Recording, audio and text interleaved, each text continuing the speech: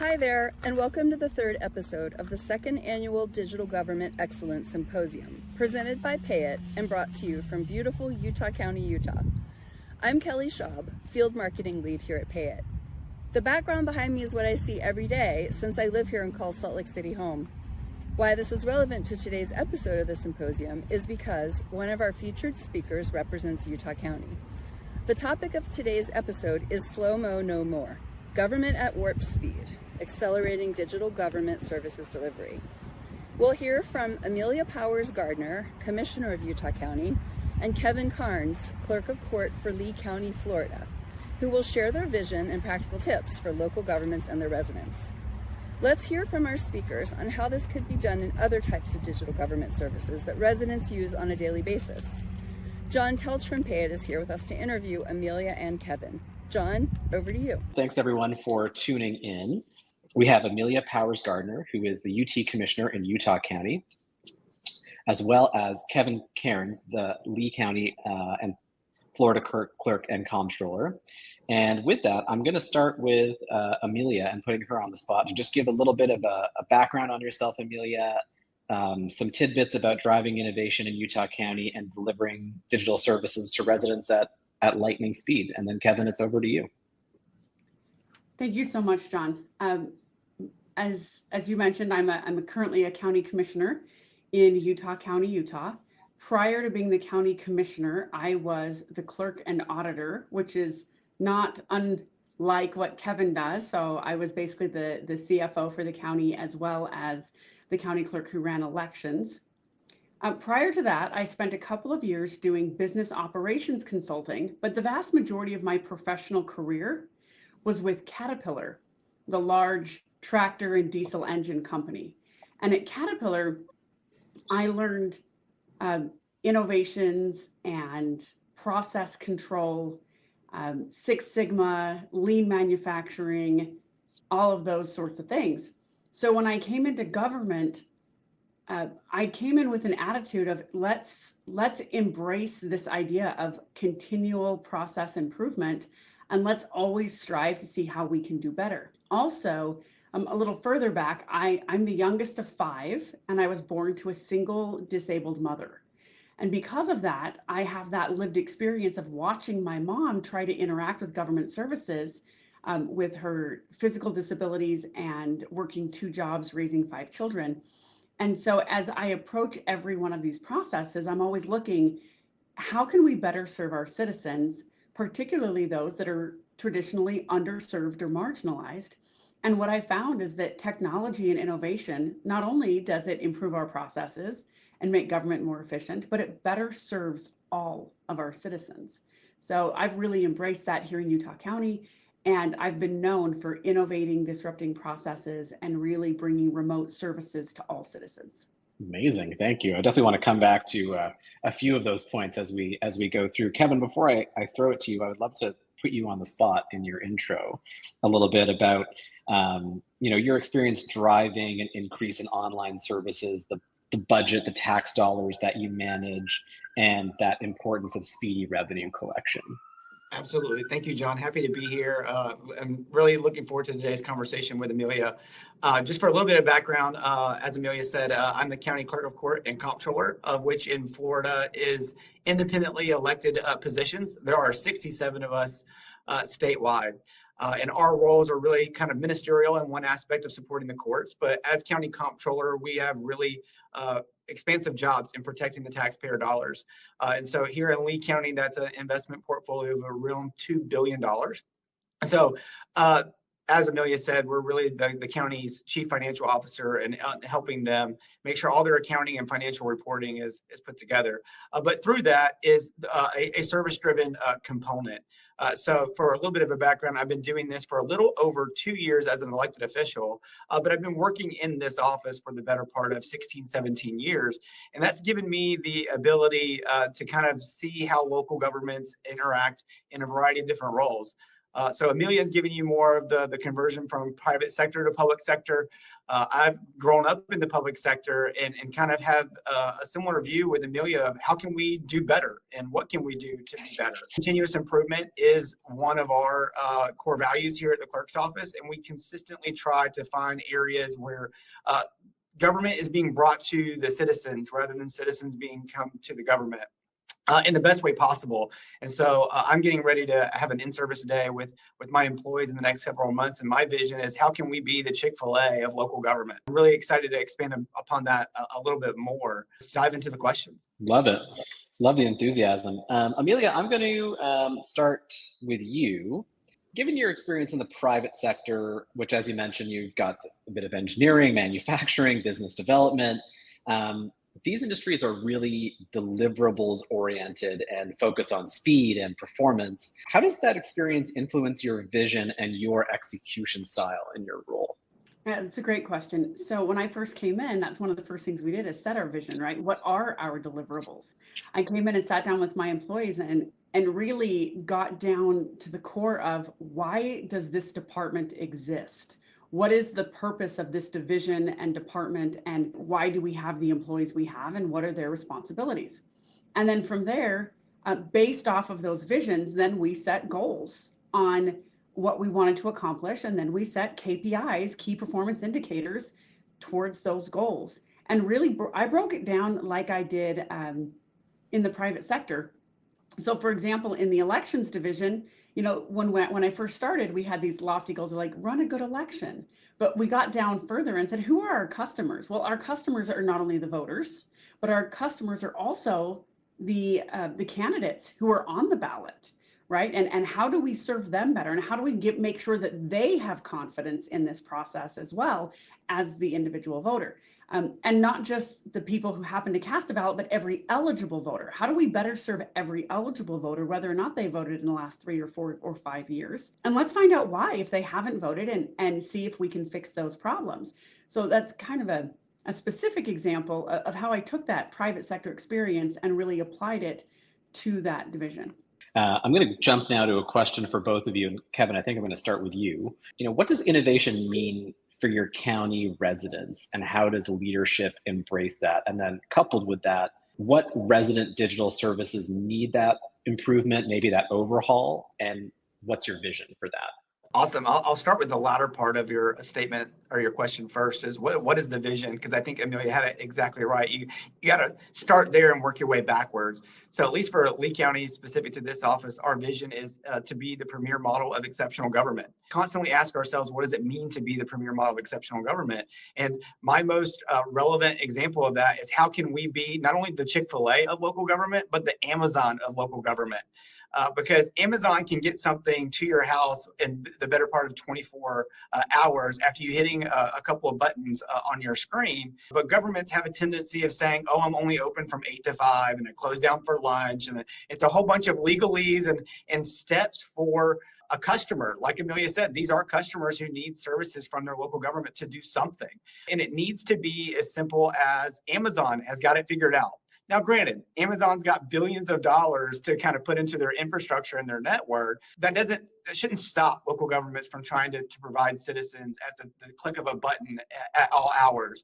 And so one of our newest adventures here in Lee County is an artificial intelligence chatbot that will help people answer questions and give them the next steps of their process 24 hours a day, 7 days a week. So you're not like chained to this person on the other end of the phone and having to answer questions. You have something that can help you while 11 o'clock at night, while after you put your kids to bed.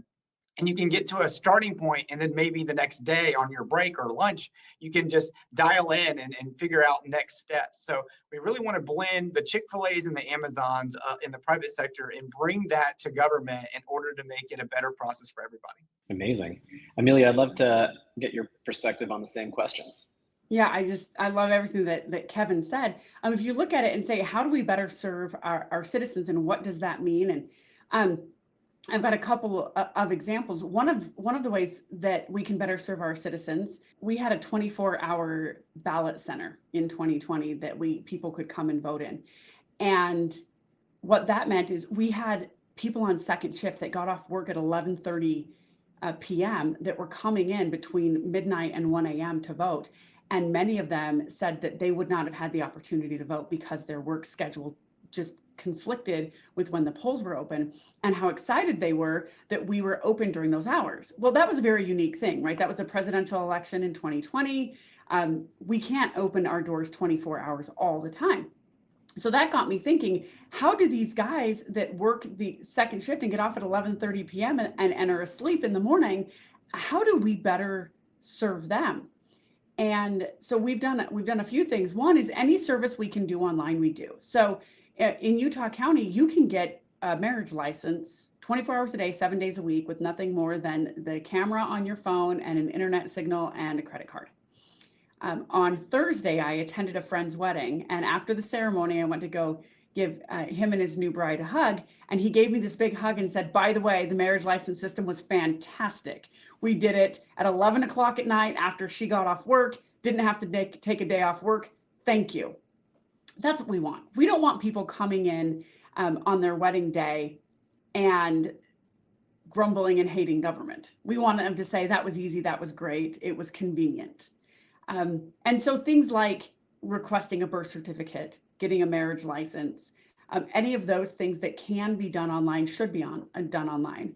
We too are utilizing, we're in the beta test right now of an AI chatbot that we can have on our website, just like Kevin. So that's a big area, getting access there. But then also being able to get information, having a website that has accessible information and is searchable so that you don't have to show up at a government office during working hours to try to get a question answered. Amazing. I'm going to throw in an additional question sort of on this track for both of you, which is, in your backgrounds, you talked about the importance of really not leaving anyone behind, making sure that services are equitable and, being positively disruptive to government. And I myself am a recovering federal staffer. So, we used to, this is not great, but we used to look at the word disruption and, gasp of, oh my God, they're going to change everything. It's not the right attitude to have. And we would always be concerned in our office that if we were going to modernize a process or the government was going to modernize a process, maybe our older residents wouldn't adapt to that, but they're the ones who write to our offices, who are very politically engaged, and we couldn't really bridge the gap of ensuring they weren't left behind. And this is quite a number of years ago now, mind, but I'd love to hear from both of you how you're taking into account residents with different needs, different levels of tech savviness or willingness, and how you're making sure that they're not left behind so that the disruption you're providing is really positive from a service delivery standpoint. Yeah, I can go first on that one if you want me to. Please. Especially, I get this question a lot, particularly when I'm running for office. As you mentioned, this demographic, they tend to be the more politically active. And so obviously they vote at a higher rate. And so when I'm running for office, they always get a little bit scared. I think there's two groups that get a little bit scared. One are the bureaucrats or the career employees. And they get a little scared when they see me coming. Not gonna lie, they absolutely do. But I've been doing this for several years now, and they realize that this is a collaborative process, that I'm not taking innovation and shoving it down on them. What I'm doing is sitting with them and saying, how can we make this better? And how can they be a part of that process? And it did take a few years for them to embrace this idea of continual process improvement and continuing to embrace that innovation. And now they're excited about it.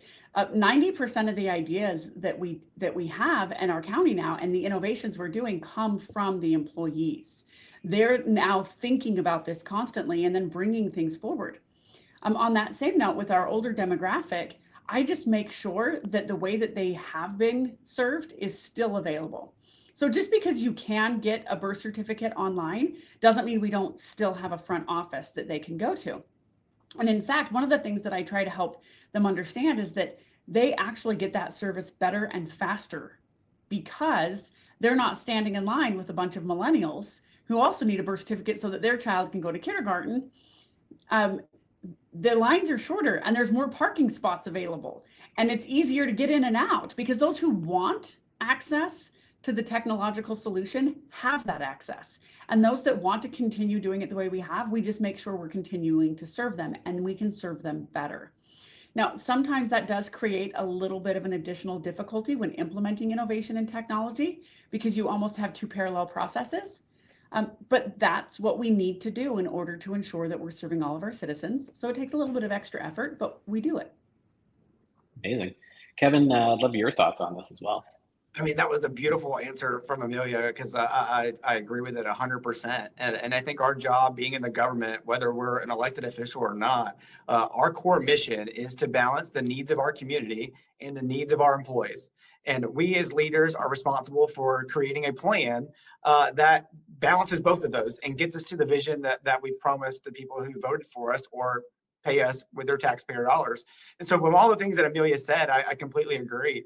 And it's just about that balance. And if you can find that balance and helping people understand, because I think the old way of doing government was I set my budget 18 months ago and I work on a 5-year strategic plan and it kind of just sits on a shelf. And I think where Amelia and I are coming from today is, yeah, that's not the agile way of doing local government. Now, granted, to Amelia's point, I think it's really important to say I'm not here to shove it down your throat, but there are ways of modernizing local government to increase services, to reduce the bill for the taxpayers, and everybody still gets the level of service that they wanted.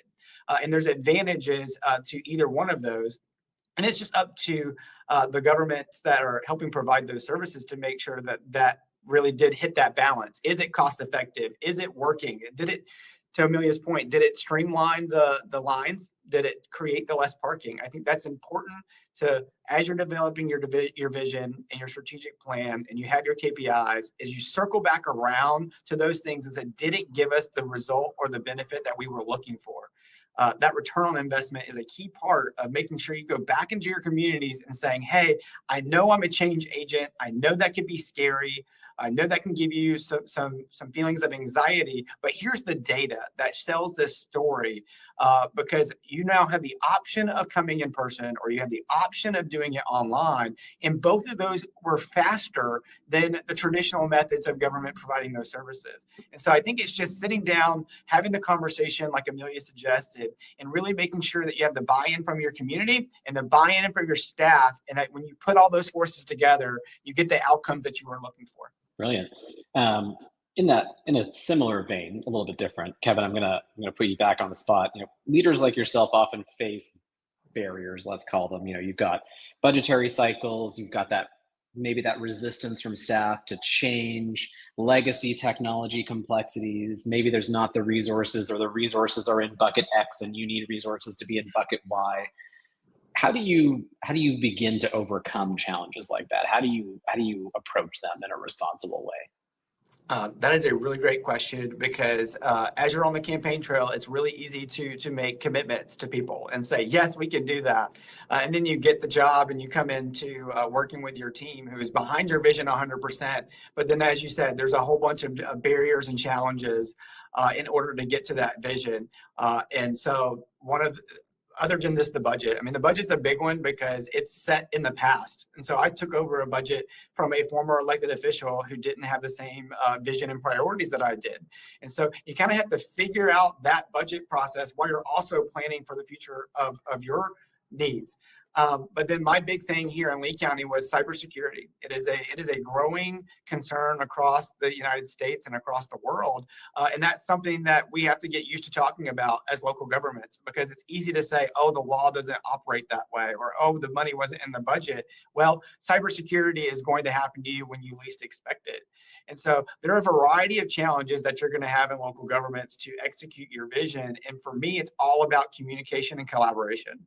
You can plan for the best, but it might not always get you there. And so you always have to have offshoots, and you always have to have the possibility of negotiating on your vision, and then figuring out where that balance was in the final question, or the previous question was, how do you manage all those challenges and be willing to walk away from your vision and know that I can do that next year, or I can come back and provide a different tweak that might have been better than the original vision was in the first place, and we are safer and more prepared from a taxpayer perspective.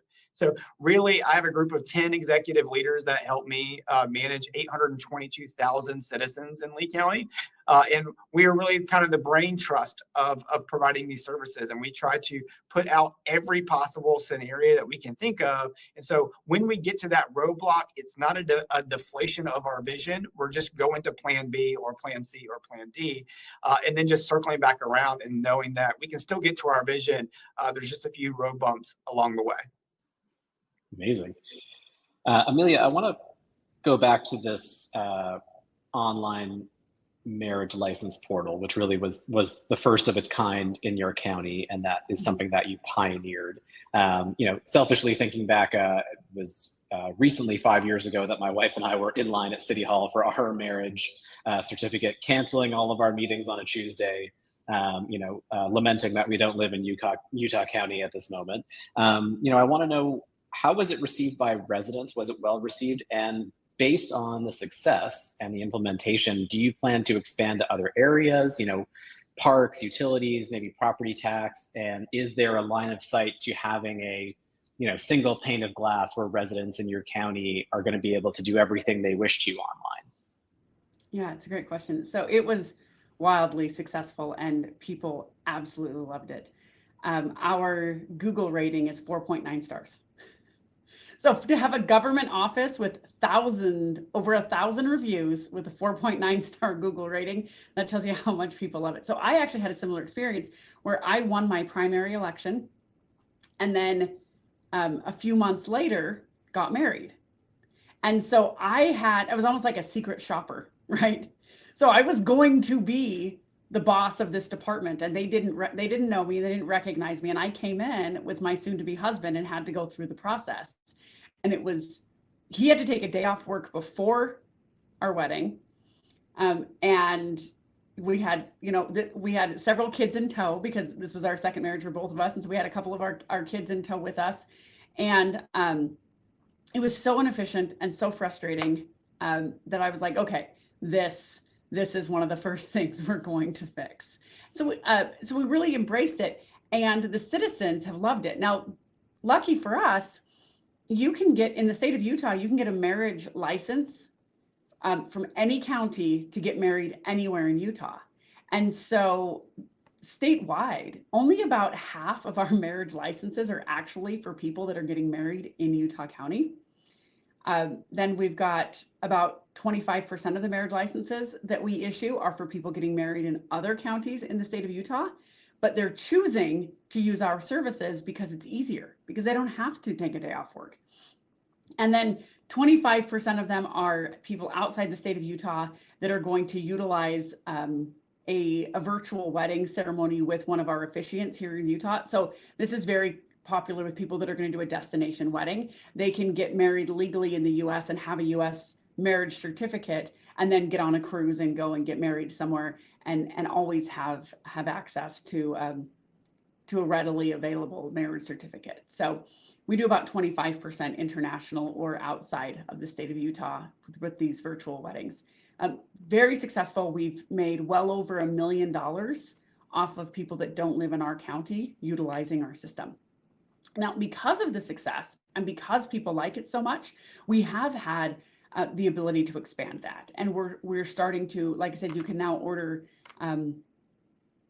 birth certificates and things online. And we're in the process of converting our permits as well, so that hopefully people don't have to come here in person in order to get a building permit or to get a permit for a septic system if they're expanding something on their property, et cetera.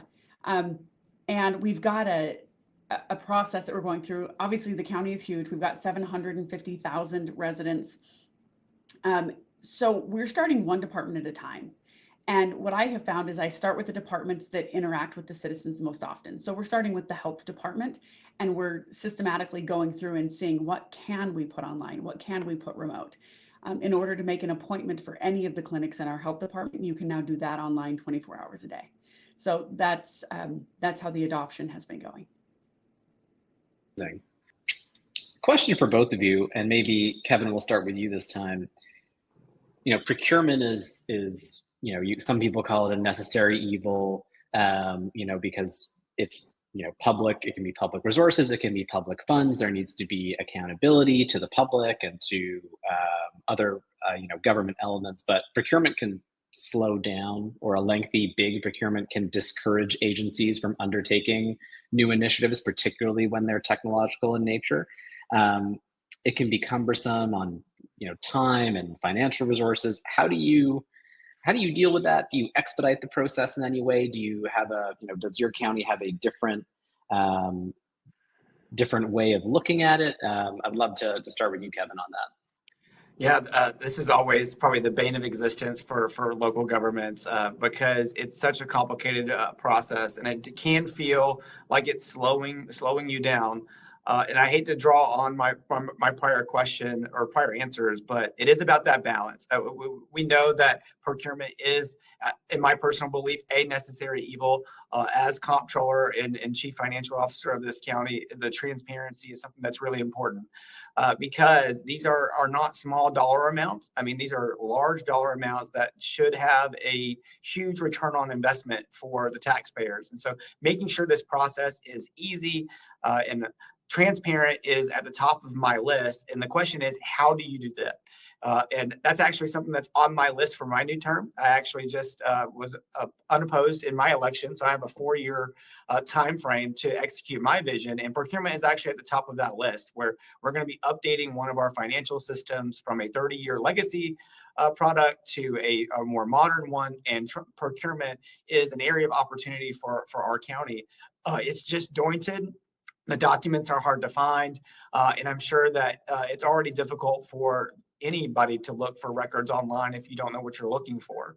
And so to answer your question, this is an area that I'm looking forward to diving into. And so I always try to find the areas that have the biggest return on investment, and procurement is a long, drawn out process. I don't know how much wiggle room you're going to have to speed up your process, but if you can get the buy-in from all of your stakeholders, you have the technology that makes that more simplistic for not just the community to access, but the employees who are responsible for managing that product. All the pieces kind of come together. And I always say lean on the data. And so if you can see how long something goes through procurement today, and then you can measure what your new process is going to be, any improvement is going to be a win, not just for your employees, but for the public who relies on you to get the job done. Great. Amelia, over to you with the same question. So we're probably about a year ahead of Kevin in this same process. We're in the middle of an RFP for an ERP that is replacing a 24-year-old legacy system.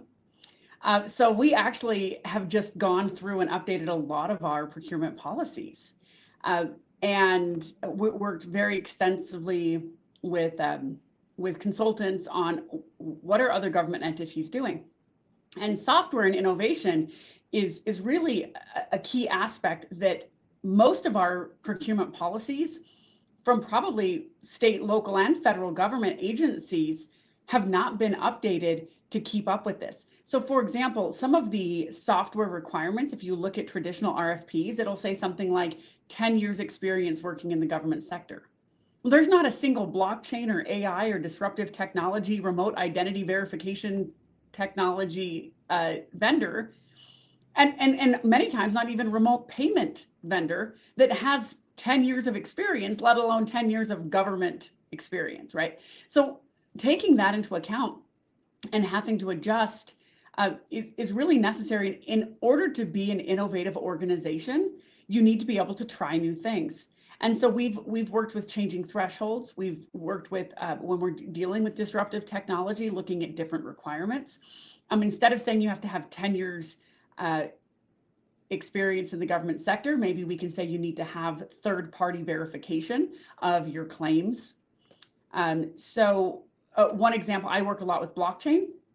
And so I encourage the vendors that we're working with to get the blockchain maturity model certification from the Government Blockchain Association, because that's a third-party, non-governmental industry association that understands government requirements and they have levels of certification. So I can ask a company, hey, you don't have 10 years experience, but in order for me to know what you're claiming is true, can you go to this third party and get this certification? But we do have to change our procurement in order to do that.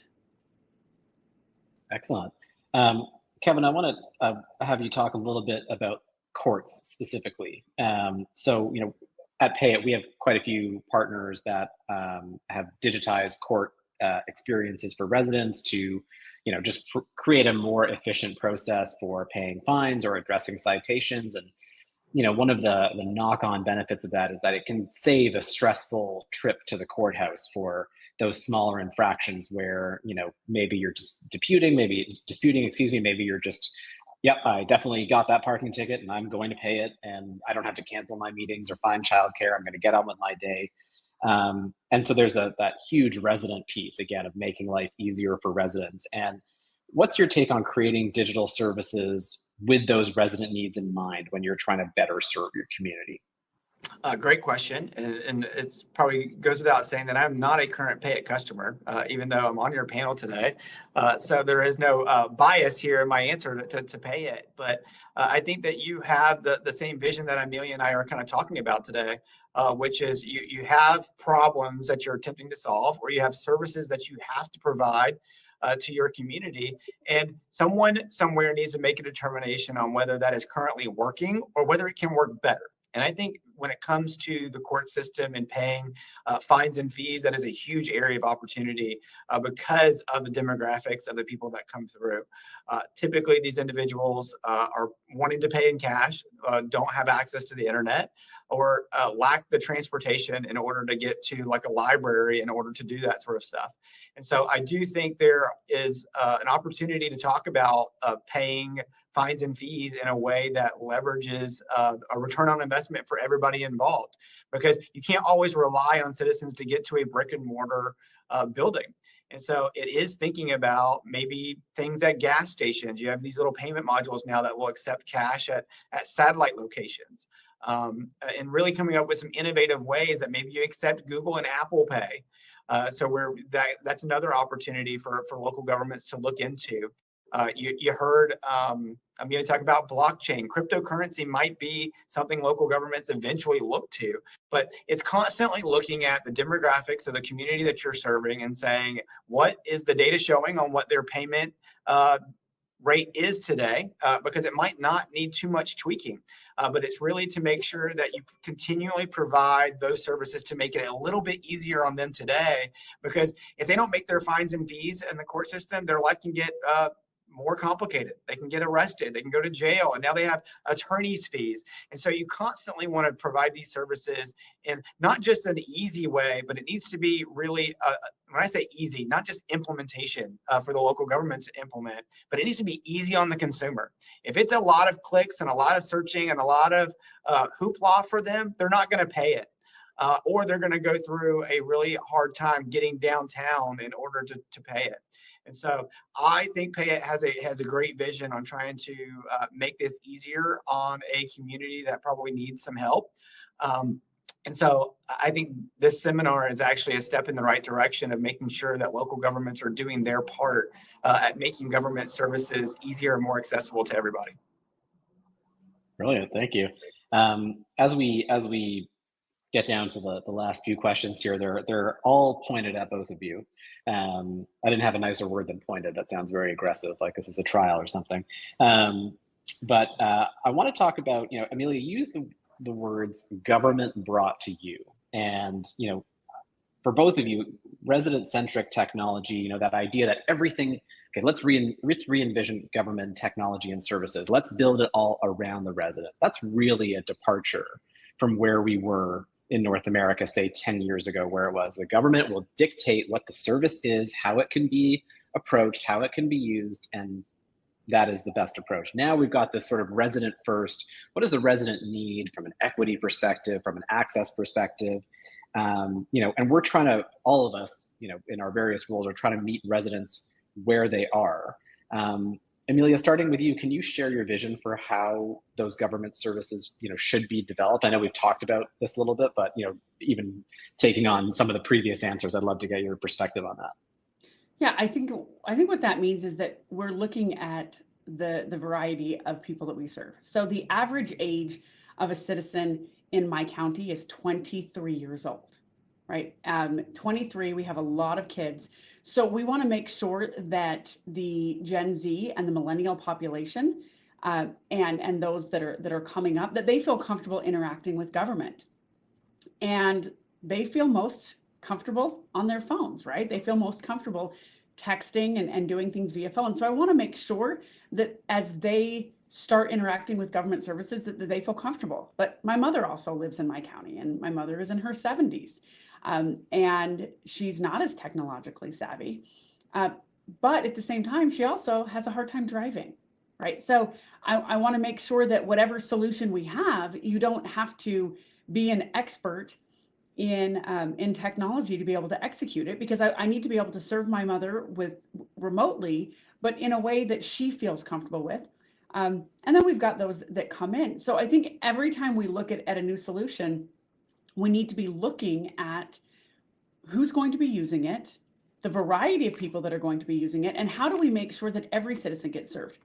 In business, you can kind of look at this like 80-20 rule, like 80% of the people are going to do the vast majority of your business. So if you are serving 80% of the people, you've hit a home run in business. In government, we don't have that option. It's 100%. We serve 100% of our citizens, and we need to make sure that 100% of our citizens have that opportunity. And so we really do have to go a little above and beyond and ensure that we've got a variety of modalities. And that includes, like I said, making sure that people with disabilities, people that work swing shifts, single moms, all have that opportunity to interact with the government in a way that works for them. Excellent. Kevin, love your point of view on this too. Yeah, I'll add a little bit of a spin because I completely agree with Amelia. And for me, it's our communities are growing. There's 822,000 people here in Lee County. We're projected to be 1 million in the next several years.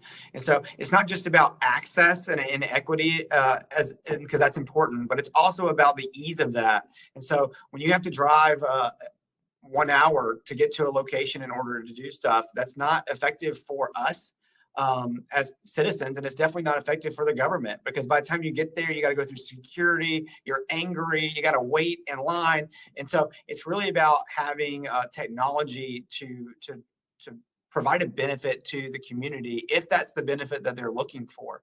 So my standpoint on technology is that let the technology, like artificial intelligence and bots and this sort of stuff, take over some of the easy, more simplistic transactions. Allow them to do the more predictable, run-of-the-mill stuff, which frees up staff time to move to more complicated, complex issues, and they can focus better on their customer service rather than, hey, I got to get through all these customers that are sitting in front of me.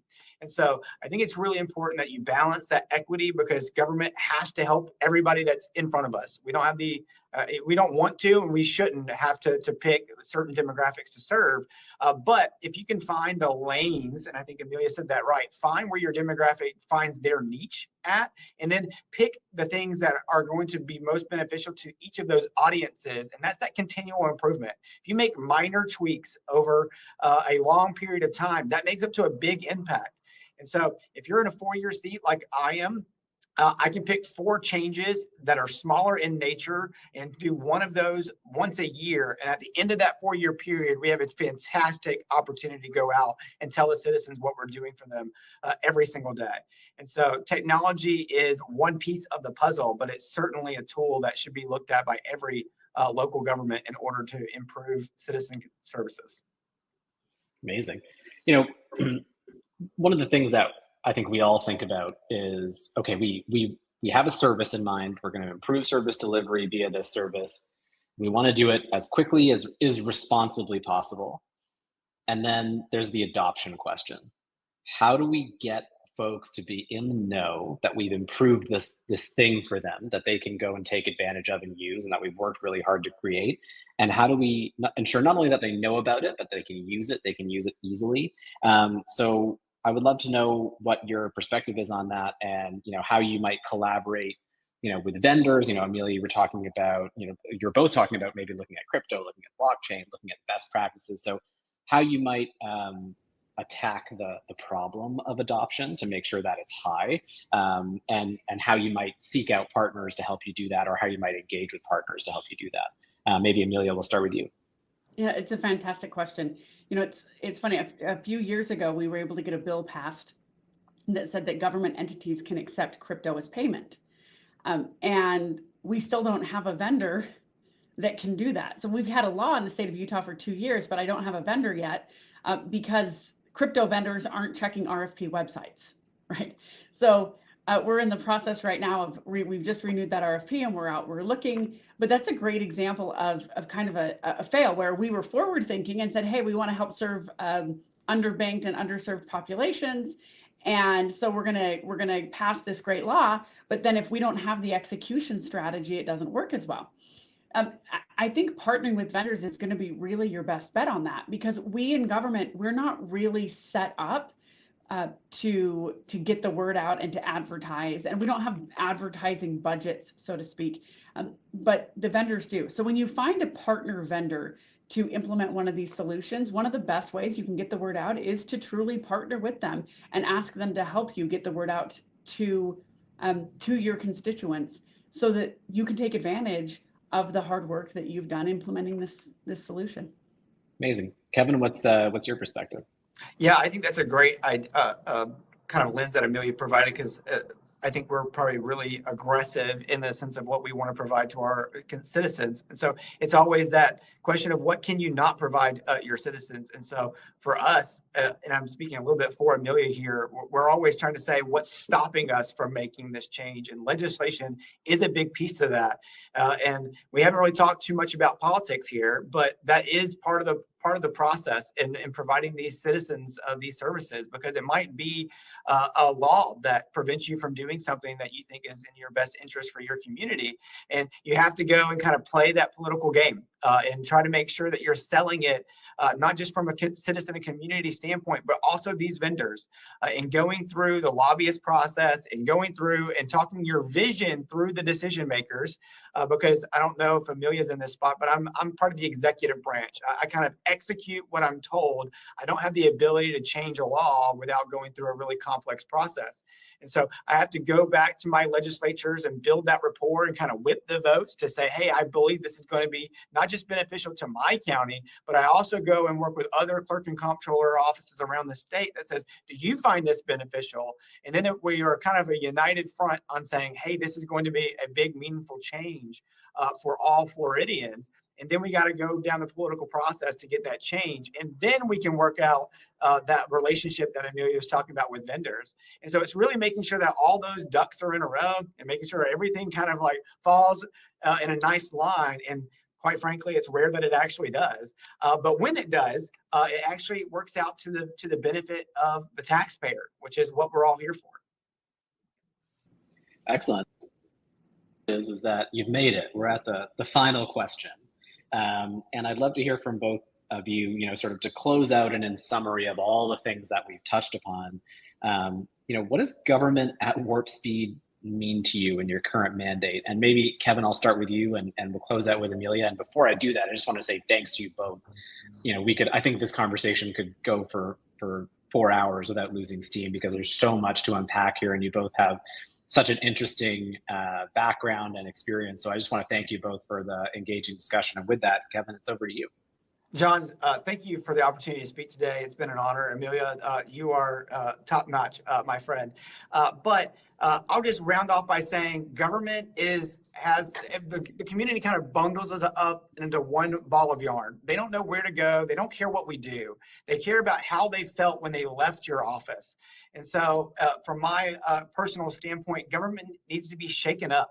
It needs to be shaken up in a way that's not disruptive and chaos, but it does need to be shaken up to say we can do things better for the people that we live, work, and play next to every single day. And so I have an office vision of being the premier model of exceptional government. I consistently ask every team member, what does that mean to us? And for me, it's making sure that we're 1% better than we were yesterday. And sometimes it'll be 100% better, and sometimes it'll be 1% better. But I can stand firm that that progress that we're making is going to be cheaper, faster, and better, not just for the people who work in Lee County, but for the people who use our services. Because a lot of times when people are interacting with the government, they don't know they need that service until they need that service. And so it's making sure that you have all those pieces aligned, and you have the marketing and the branding and the strategy all kind of aligned. So when people need that service, they get it from someone they trust. They know it's going to be easy, and they know it's good for their pocketbooks. And so for me, I'm going to be pushing my team in the next 4 years. If we can't be the Chick-fil-A of government, can we be the Amazon?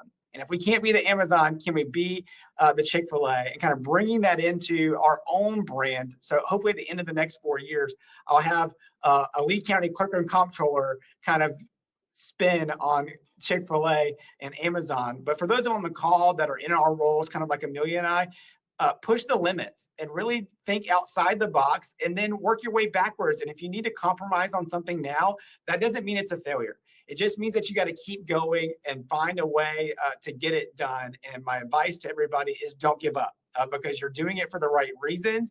And eventually at the end of the day, you'll know that you were successful doing the things that you're doing. So with that, thank you for your time today. It's been an honor. Hopefully I get to hear back from you all later on about some of the good stuff you're working on. Perfect. Thank you. Amelia, over to you. Yeah, I want to echo what Kevin said. I think Kevin and I need to plan a monthly Zoom call, because I've worked 750,000 and we're going to be 1 million in the next few years. So we're growing at the same rate. And I echo a lot of what he said, and I think we can learn from each other. And on that note, I would say everyone on this call should learn from us. I started as the clerk auditor and then jumped to commissioner because I recognized that there were barriers. I did as much as I could as clerk auditor, but as Kevin said, there were budgetary barriers, there were legislative barriers, and I had more of the ability to execute as a commissioner. And so when there was an opening on our county commission, I ran for this seat.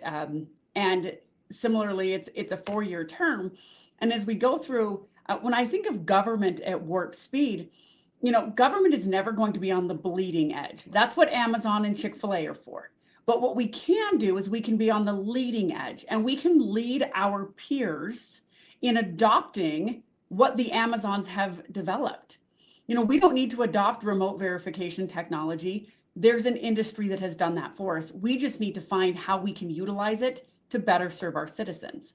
We don't need to develop remote payment systems. That's what Payit and other vendors are for. And we just need to figure out how to integrate those into our systems to better serve. So for me, government at warp speed means that we're moving towards the future. And we're moving towards the future with an eye of serving our citizens where they are. Whether they're a professional that can take the day off, or whether they're a retiree, whether they're tech savvy, or whether they have a disability. I think the key to successful innovation and implementation in this process is constant course corrections, right? 90% of the things that I get credit for implementing were not my idea.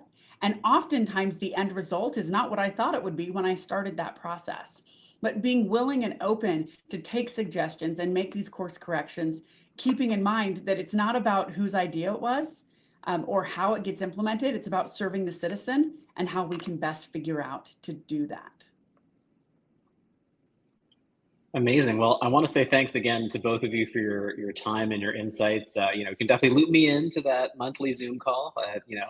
I'll be sad when this is over. But again, I really appreciate the thoughtfulness to those questions, and I can't wait to see what the future holds for both of your counties. And with that, I will pass it over to my colleague Michelle. Michelle, over to you.